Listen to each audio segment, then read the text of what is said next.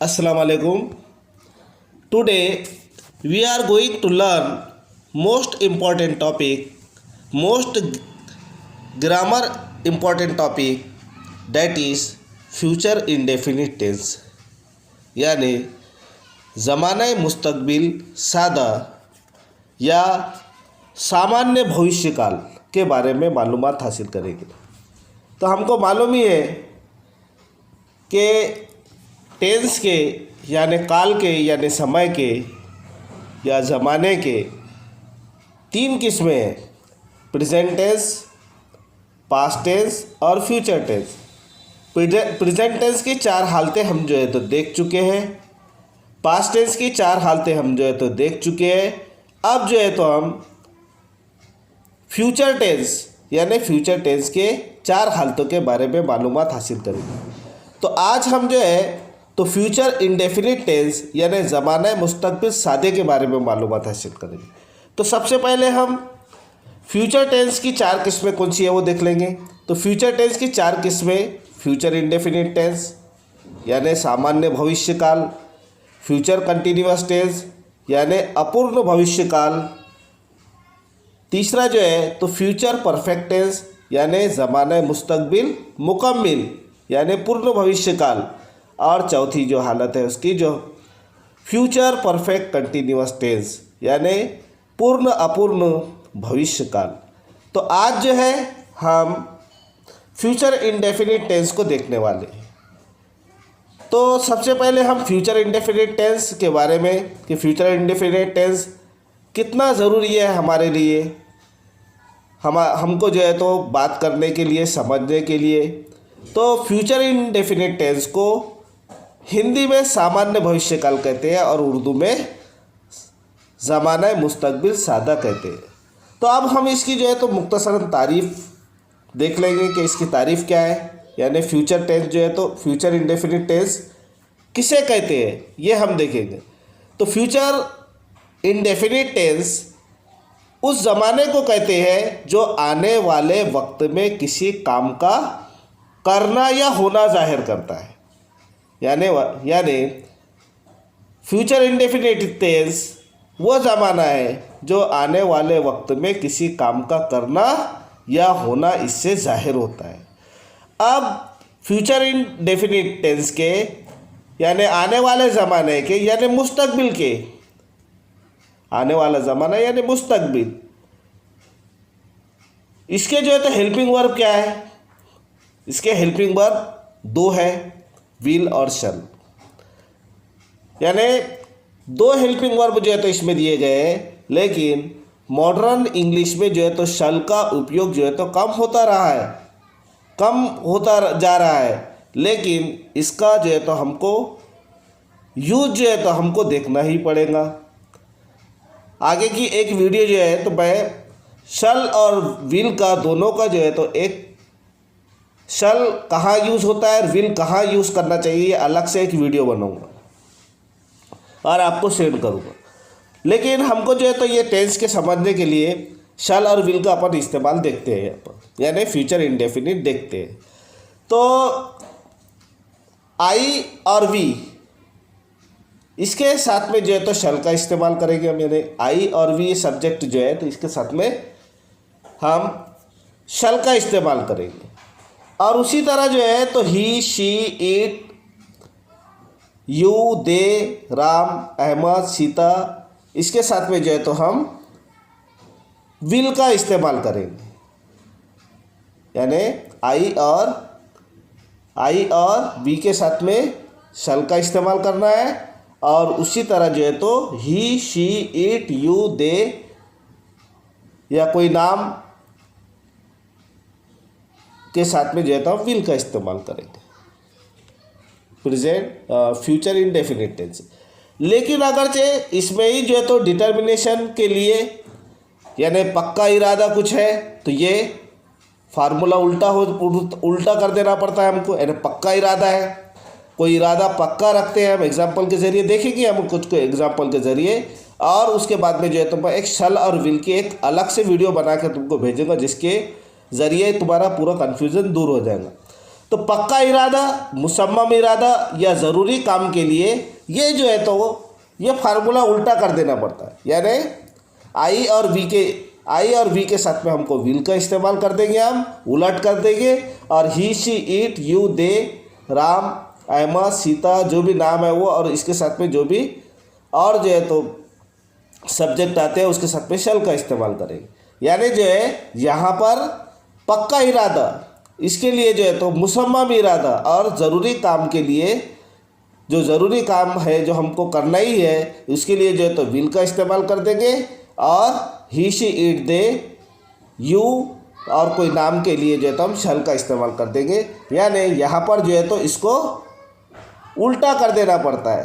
पक्के इरादे के लिए शल विल का अलग इस्तेमाल है, और जो है तो सादा अगरचे हम जुमला इस्तेमाल कर रहे हैं तो उसके लिए शल विल का अलग इस्तेमाल है। इसके लिए मैं जो है तो आपको अलग से वीडियो सेंड करूँगा, सिर्फ उसमें शल और विल के बारे में ही मालूमात रहेगी। तो अभी हमको जो है तो प्रेजेंट इंडेफिनिट टेंस समझना है। तो प्रेजेंट इंडेफिनिट हमको ये मालूम हो गया कि प्रेजेंट इंडेफिनिट जो है तो ऐसा ज़माना है जो आने वाले ज़माने के बारे में मालूमात हमको देता है।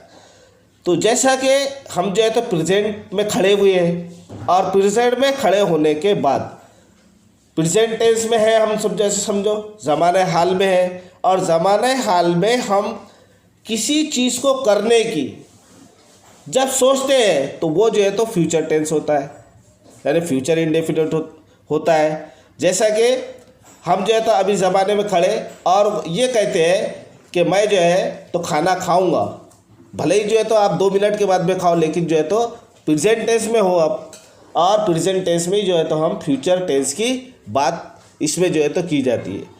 प्रेजेंट टेंस में जैसे मैं आगे ये करूँगा, खाना खाऊंगा, पानी पीऊँगा, बाज़ार जाऊँगा, इस तरह के जुमले जो है तो इसमें होते हैं।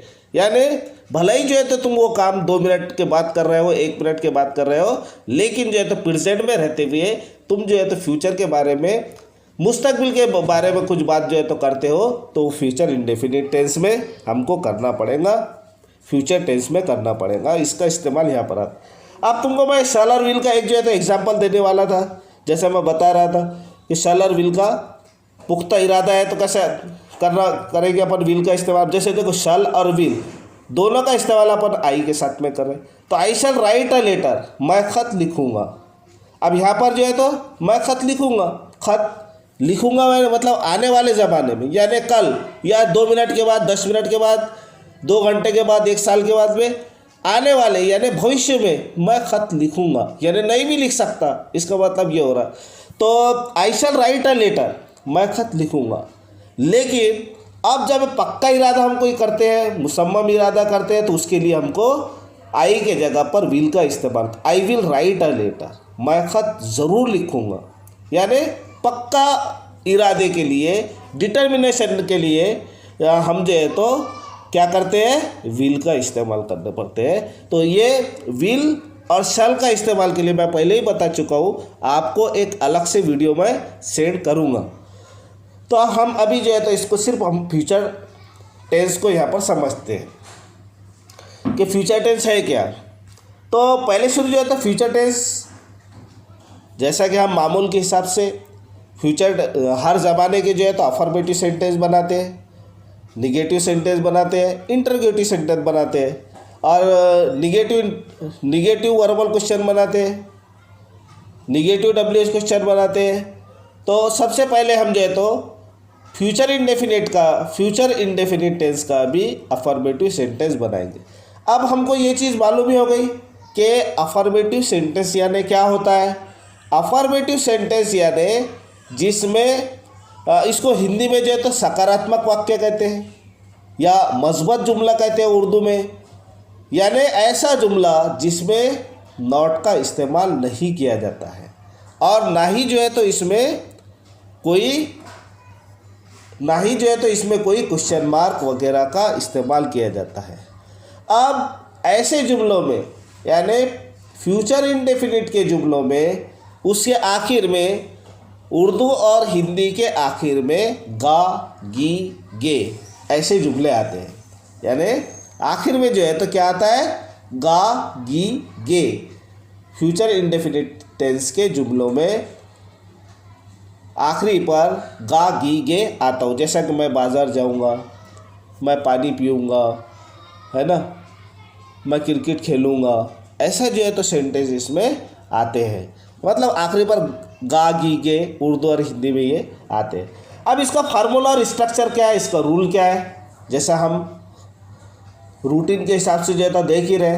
तो इसका प्रेजेंट फ्यूचर इंडेफिनिट टेंस यानी प्रेजेंट टेंस और फ्यूचर टेंस में फ़र्क क्या है वो भी देखेंगे अपन। तो फ्यूचर इंडेफिनिट और प्रेजेंट इंडेफिनिट में फ़र्क क्या है। तो फ्यूचर इंडेफिनिट में शैल और विल नहीं रहता,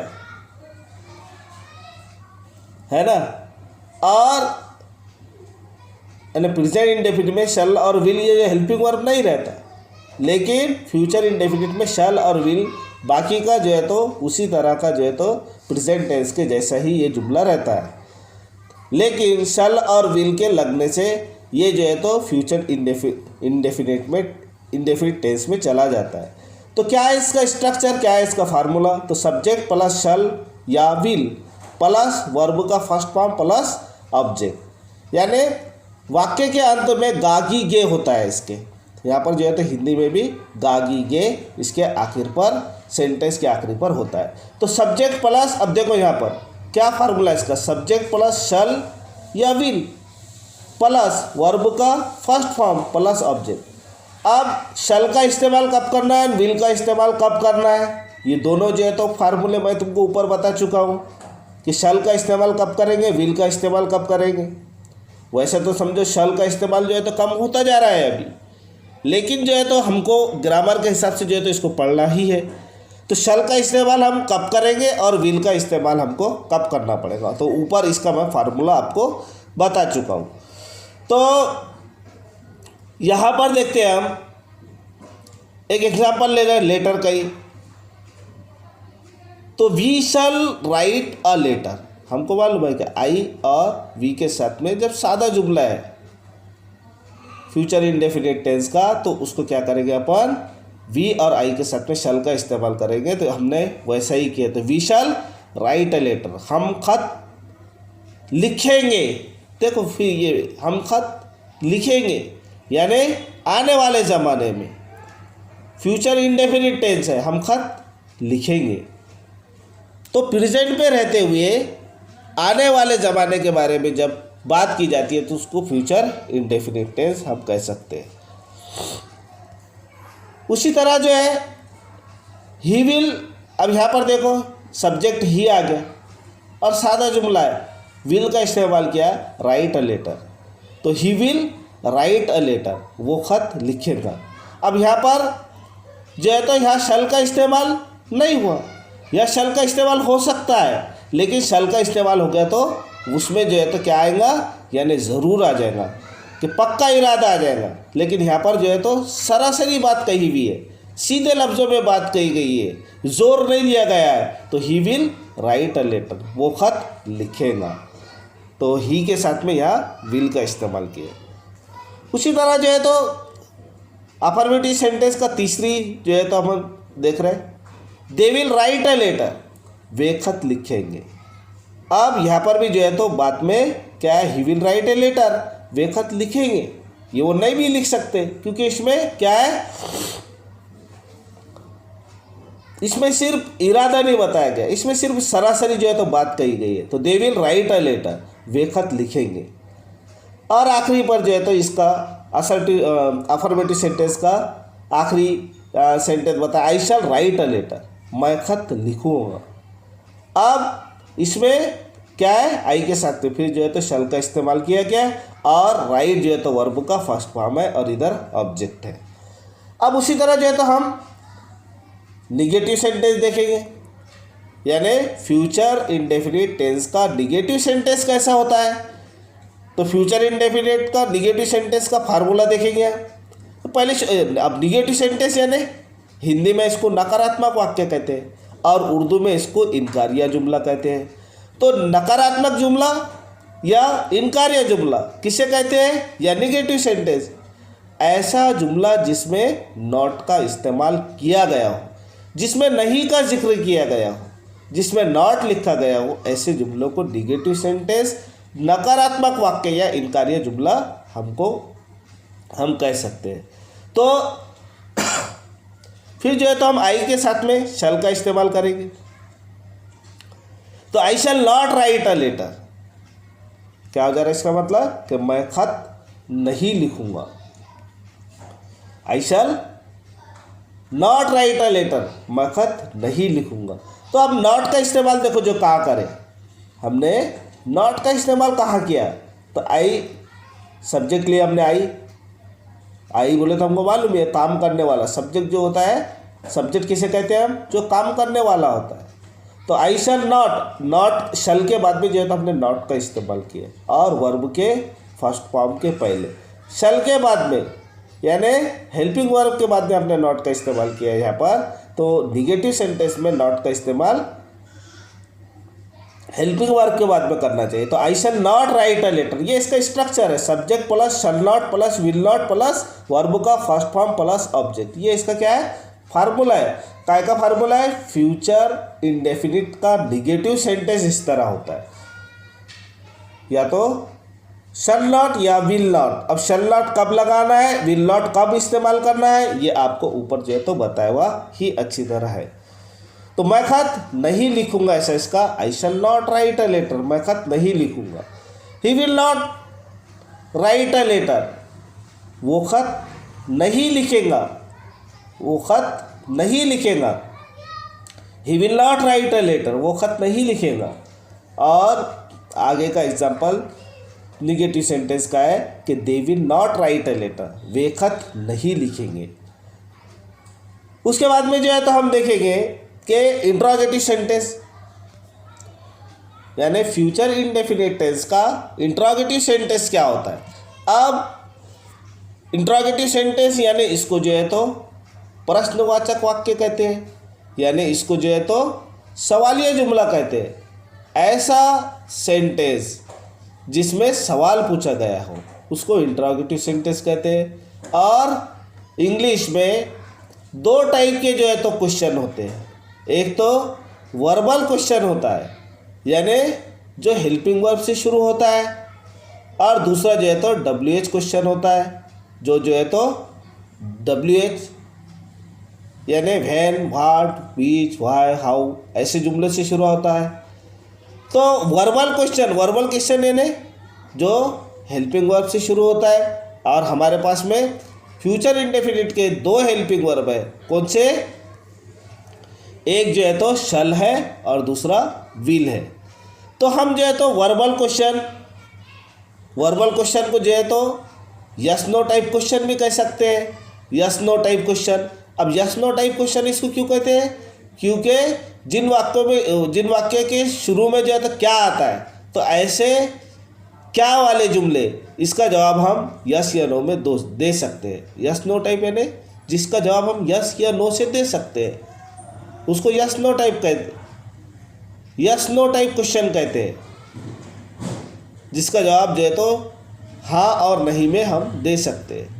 इस तरह के जुमलों में क्या आता है कि will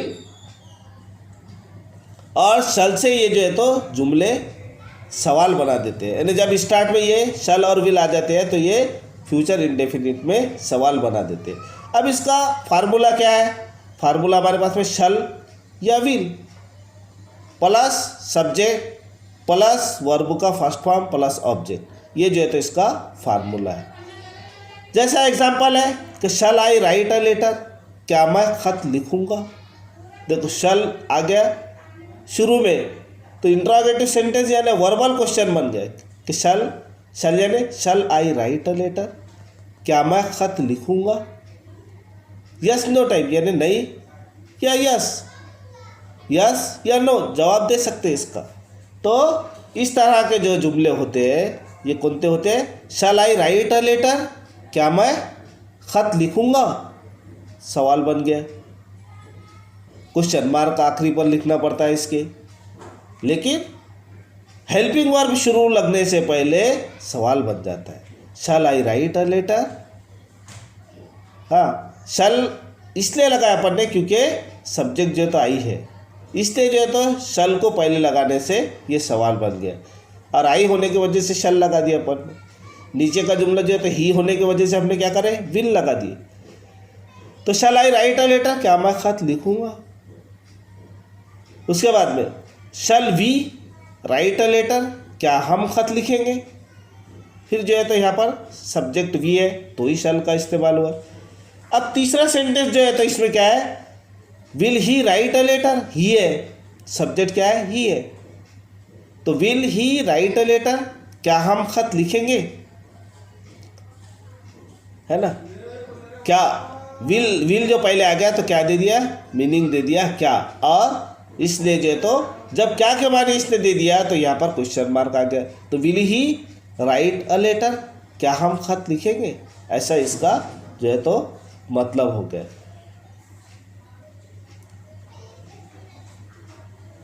will he write a letter, नीचे का जुमला है, ये ऊपर का था। तो will he write a letter, दूसरा जो है तो will he write a letter, क्या वो पत्र लिखेगा। Will he write a letter, will आ गया यहाँ पर। विल क्यों आया, क्योंकि सब्जेक्ट यहाँ पर ही है, और ही शी इट यू दे इनके साथ में जो है तो क्या आता है, विल आता है। इसलिए जो है तो यहाँ पर will he write a letter, क्या वो पत्र लिखेगा या क्या वो खत लिखेगा, ऐसा इसका मतलब हो जाता है। अब आगे का सेंटेंस दिया है, will they write a letter, क्या वे पत्र लिखेगा, क्या वो खत लिखेगा, क्या वे खत लिखेंगे। Will they write a letter, क्या वे पत्र लिखेंगे। अब यहाँ पर दे है, दे अब दे के साथ में जो है तो यहाँ पर विल का इस्तेमाल किया गया है, यानी क्या है, हेल्पिंग वर्ब जो है तो विल का इस्तेमाल किया गया। दे के साथ में विल का इस्तेमाल होता है, तो they will they write a letter, क्या वे पत्र लिखेंगे। अब मैंने ऊपर आपको बता दिया कि विल, दे के साथ में विल का इस्तेमाल कब करना है और दे के साथ में शैल का इस्तेमाल कब करना है, और इसके लिए जो है तो मैं एग्जैक्ट आपको जो है तो एक अलग से वीडियो बनाकर शैल और विल दोनों में डिफरेंस क्या है। हालांकि दोनों के मानी एक ही है, शैल के मानी में गागी गेम में लेते हैं अपन, और विल के मानी में गागी गेम में लेते, लेकिन जो है तो इसमें जो है तो क्या कन्फ्यूज़न है, इसको जो है तो मैं आपको एक अलग से वीडियो बनाकर जो है तो भेजूँगा, सेंड करूँगा। अभी जो है तो आप इसको जो है तो सादा जुमला और जिस पर जो है तो मुसम्मम जो इरादा हम जो करते हैं उसके हिसाब से जो है तो ये सेंटेंस देखो। तो will they write a letter, क्या वे पत्र लिखेंगे। अगरचे शब्द शैल दे राइट अ लेटर ऐसा आ जाता तो उसमें ऐसा आ जाता था, क्या वे ज़रूर पत्र लिखेंगे, ऐसा इसका मतलब हो जाता था। खैर आगे हम इसको देखने ही वाले हैं। अब आगे का जो सेंटेंस अपने पास में एक सेंटेंस ले लिया मैंने एग्जाम्पल के तौर पर, निगेटिव वर्बल क्वेश्चन, यानी जिसपे नॉट का इस्तेमाल कहाँ करेंगे अपन, निगेटिव सेंटेंस में। वर्बल क्वेश्चन में नॉट का इस्तेमाल कब करेंगे, तो शैल या विल प्लस सब्जेक्ट के तुरंत बाद जो है तो हम नॉट का इस्तेमाल करेंगे, प्लस वर्ब का फर्स्ट फॉर्म प्लस ऑब्जेक्ट और प्लस जो है तो क्वेश्चन मार्क। तो अब ये ऐसा हो जाएगा कि shall we not write a letter, क्या हम खत नहीं लिखेंगे। तो इस तरह जो है तो ये एक सेंटेंस मैंने बता दिया निगेटिव वर्बल क्वेश्चन कैसा होता है। हालांकि सवाल ही है, लेकिन जिसमें ऐसा सवाल जिसमें नहीं का जिक्र किया गया है तो उसका स्ट्रक्चर कैसा होता है, उसका जो है तो फार्मूला क्या है। तो ये इसका फार्मूला सब्जेक्ट शैल या will plus subject plus not plus verb का फर्स्ट फॉर्म प्लस ऑब्जेक्ट और प्लस क्वेश्चन मार्क भी इसमें देना ज़रूरी होता है। अब उसके बाद में जो है तो WH क्वेश्चन देंगे इंट्रोगेटिव सेंटेंस की दूसरी केस में, यानी WH क्वेश्चन, यानी फ्यूचर इंडेफिनिट का जो और WH क्वेश्चन होता है उसका स्ट्रक्चर कैसा होता है वो देखने वाले हैं अपन। तो WH क्वेश्चन यानी जिसकी शुरुआत what, when, which, why, how, where, whose, whom, who, how many, how far, how long, इस तरह के जुमलों से जिसकी शुरुआत होती है उसको WH क्वेश्चन कहते हैं। अब WH क्वेश्चन का फ्यूचर इंडेफिनिट का स्ट्रक्चर कैसा होता है?